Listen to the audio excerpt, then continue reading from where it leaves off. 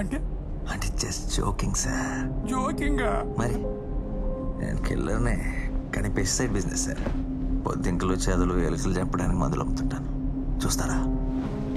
అక్కర్లేదు.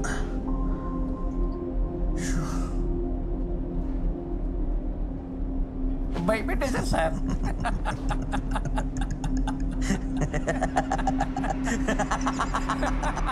మనం అనుకుంటాం కానీ మన అందరూ కూడా ఒక అంతకుడు ఉంటాడు సార్. సార్ మీలో అయితే ఉన్న డౌట్ లేదు సార్. నాలో కూడా ఒక అంతకుడు అంటే మీరు నమ్ముతారా? మీలోనా?